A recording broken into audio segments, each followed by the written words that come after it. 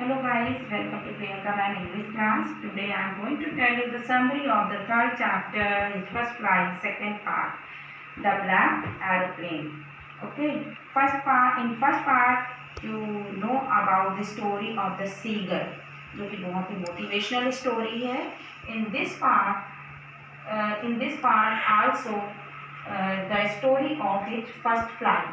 Means first flight की story ये भी है, but this story is full of suspense. अब कैसे सस्पेंस से फुल है ये आपको स्टोरी पढ़ने के बाद पता चलेगा कि ये कैसे सस्पेंस से फुल है. इट्स राइटर इज फ्रेडरिक फॉर्साइथ, जो कि एक ब्रिटिश राइटर थे, एक नॉवलिस्ट थे. और ये जो नॉवेल्स लिखते थे वो मोस्टली थ्रिलर नॉवेल्स होती थी. तो आप इस थ्रिलर नॉवेल्स जो लिखते थे उसकी छाप आपको इस स्टोरी पर पूरी की पूरी देखने को मिलेगी. Now come to the character of this story. This story only one character is main, unknown pilot. Unknown pilot because इस स्टोरी में, पूरी स्टोरी में पायलट का कोई भी डिस्क्रिप्शन नहीं दिया गया है, उसका नेम नहीं बताया गया है, केवल उसकी फ्लाइट के बारे में डिस्क्राइब करने की कोशिश की गई है. Next Dakota DS-088 and France to England. ये मैंने 2 पॉइंट्स और डाल रखे बिकॉज अगर आप इन 3 पॉइंट्स को याद कर लेते हैं तो आपको इस चैप्टर के किसी भी क्वेश्चन का आंसर देना इजी रहेगा. डैकोटा DS-088, डैकोटा जो है एक प्लेन का नाम है. Okay. Next France to England, ये जर्नी है पायलट की. Now come to the summary of this chapter. Okay. तो इस चैप्टर की शुरुआत एक पायलट की फ्लाइट से होती है. पायलट जो है वो इंग्लैंड से बिलोंग करता है और वो इस समय पेरिस में होता है, फ्रांस में होता है.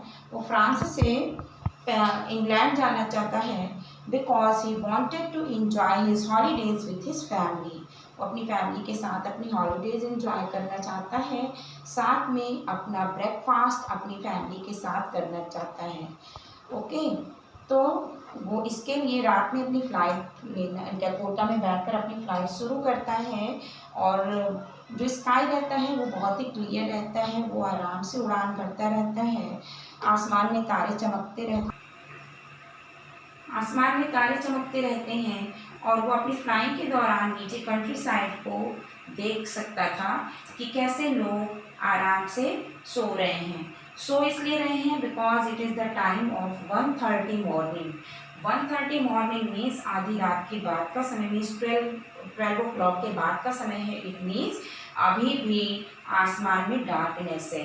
तो वो आराम से फ्लाई करता रहता है और उसके पूरे रास्ते उसके दिमाग में केवल एक ही ड्रीम होता है कि वो जाएगा, अपनी फैमिली के साथ टाइम स्पेंड करेगा और एक इंग्लिश ब्रेकफास्ट अपनी फैमिली के साथ करेगा. इस पूरे ड्रीम के साथ वो अपनी जर्नी करता ही रहता है और उसके दिमाग में ये भी चलता रहता है कि वो पेरिस कंट्रोल रूम को कॉल करके ये क्लियर करने की उसे किस साइड में टर्न लेना है ताकि कहीं वो अपने रास्ते से भटक न जाए.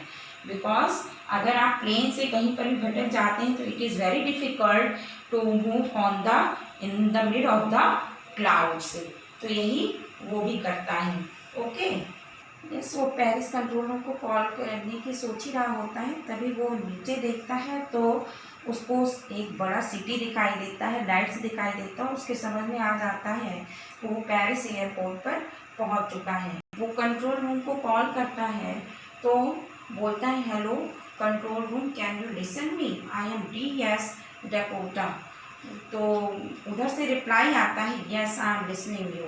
तो वो पूछता है कि मुझे अभी कितना टर्न लेना है, क्योंकि because he wanted to go to England. तो वो ये पूछता है कि इंग्लैंड जाने के लिए उसे किस डायरेक्शन में कितने डिग्री टर्न लेना है, क्योंकि अगर एरोप्लेन गलत डायरेक्शन में चला जाए तो वहाँ से निकलना बहुत ही टफ होता है. ऐसी कंडीशन में एरोप्लेन क्रैश भी कर सकता है, साथ में रास्ता भी भटक सकता है. तो वो ये सारी चीज़ें नहीं चाहता था, इसलिए उसने कंट्रोल रूम को कॉल किया. कंट्रोल रूम से रिप्लाई आता है कि उसे वेस्ट साइड में 12 डिग्री घूमना है. वो वेस्ट साइड में 12 डिग्री अपने प्लेन को घुमा लेता है. अभी वो पेरिस से लगभग 150 किलोमीटर दूर निकलकर आ चुका होता है और इस पूरे रास्ते उसके माइंड में केवल एक ही ड्रीम होता है कि वो अपनी फैमिली के साथ टाइम स्पेंड करेगा और उनके साथ ब्रेकफास्ट करेगा। सब कुछ सही चल रहा होता है, उसको ऐसा लगता है कि उसकी जर्नी बहुत ही ईजी है और डेफिनेटली वो टाइम पे पहुंच जाएगा और अपनी फैमिली के साथ ब्रेकफास्ट करेगा। तभी एकदम से उसके सामने ब्लैक स्टॉर्म्स, क्लाउड के बीच में स्टॉर्म दिखाई देता है। स्टॉर्म आया रहता है, ये तूफान जो होता है वो बादलों के बीच में से आया होता है। मीन्स वैसे तूफान से तो आप पॉसिबल भी है कि निकल जाए, but when you are flying the aeroplane in the mid of the clouds, और क्लाउड्स का स्टॉर्म जो होता है वो बहुत ही भयानक होता है, उसके बीच में से निकलना it is very difficult for the aeroplanes. ऐसी कंडीशन में एरोप्लेन क्रैश भी कर सकते हैं। तो ये सारी कंडीशन उसके सामने आ जाती है।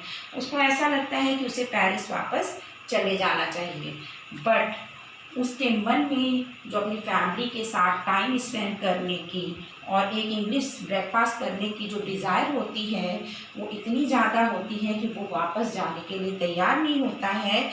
वो कहीं ना कहीं रिस्क ले लेता है और वो आगे बढ़ता जाता है। तभी स्टॉर्म बिल्कुल से और ज़्यादा हार्मफुल हो जाता है और उसका प्लेन जो है वो ट्विस्ट करने लगता है, जंप करने लगता है।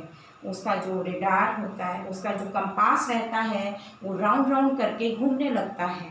मीन्स उसके कंपास ने भी डायरेक्शन के बारे में बताना बंद कर दिया होता है। वो बिल्कुल से हैरिस हो जाता है कि इस कंडीशन में वो अपने आप को कैसे बाहर निकालेगा और उसके कुछ समझ में नहीं आ रहा होता है कि वो क्या करे।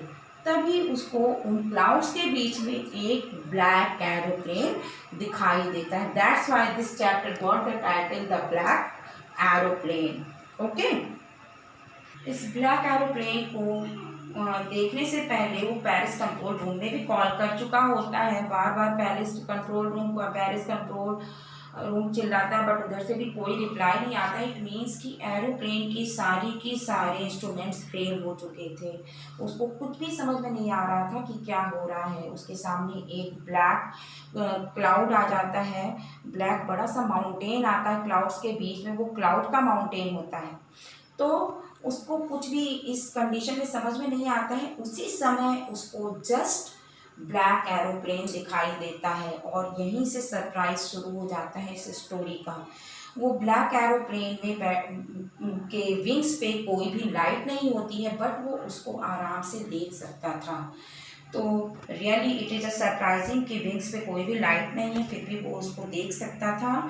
उसमें एक ह्यूमन बैठा हुआ है जिसका फेस तो वो नहीं देख पा रहा है, बट वो जो डायरेक्शंस दे रहा था वो उसके समझ में आ रहा था और ऐसा लग रहा था कि वो अपने हाथ से वेव कर रहा है और कह रहा है कि जस्ट फॉलो मी।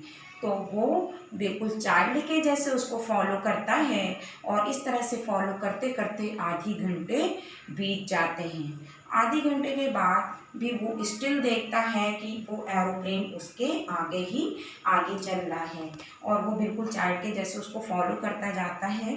तभी वो अपना फ्यूल का टैंक चेक करता है और उसमें मुश्किल से 5 से 10 मिनट्स का ही फ्यूल बचा रहता है। अगेन वो डिसअपॉइंटेड होना शुरू हो जाता है कि वो कैसे इंग्लैंड पहुंचेगा।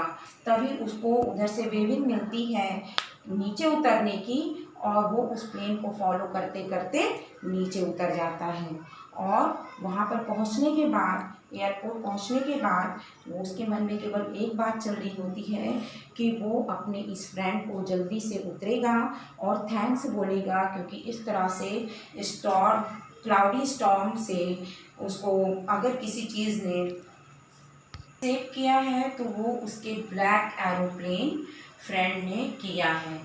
तो वो उतर के उसको थैंक यू बोलना चाहता है, बट जब वो नीचे देखता है तो ना तो उसको कोई एरोप्लेन दिखता है और ना ही कोई ह्यूमन दिखता है जिसको वो थैंक बोल सके।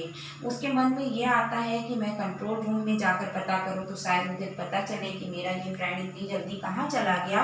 वो कंट्रोल रूम पर जाता है और पूछता है, तो जो लेडीज होती है काउंटर पे वो हंसने लगती है, बोलती है कि इस तरह के स्टॉर्म में दूसरा कौन सा प्लेन आएगा, इसमें केवल आप अकेले फ्लाइट कर रहे थे and it is very surprising कि आप इतने बड़े क्लाउडी स्टॉर्म में आप सेफली नीचे उतर कर आए। तो this story ends with this surprise. So I am telling you कि ये स्टोरी जो है पूरी की पूरी सरप्राइज से फिल्ड है। अब कम टू द क्वेश्चन, इसमें एक क्वेश्चन बहुत आता है कि आपके नज़रिए से हु इज़ दैट मैन, वो कौन था। तो इसमें आप एक बात ये लिख सकते हैं कि कहीं ना कहीं ये उसकी इनर सोल ही थी जो कि उसके साथ वर्क कर रही थी। कहीं ना कहीं उसके अंदर ये क्वालिटी डेवलप थी क्योंकि उसने जो पायलट का वर्क किया हुआ था उसने बहुत अच्छे से सीख रखा था, जिसके कारण उसको उस अपोजिट कंडीशन में उसकी इनर सोल हेल्प करती है। कहीं ना कहीं उसके अंदर ये नॉलेज पहले से ही था कि इस तरह की कंडीशन से वो अपने एरोप्लेन को कैसे निकालेगा, बट ड्यू टू डिसअपॉइंटमेंट वो उस कंडीशन को समझ नहीं पा रहा था। But when his inner soul helped him, he was able to come out from that difficult situation. So you can write the answer of this question in this way. Okay beta, if you have any problem you can write in a comment box. Okay, bye bye beta.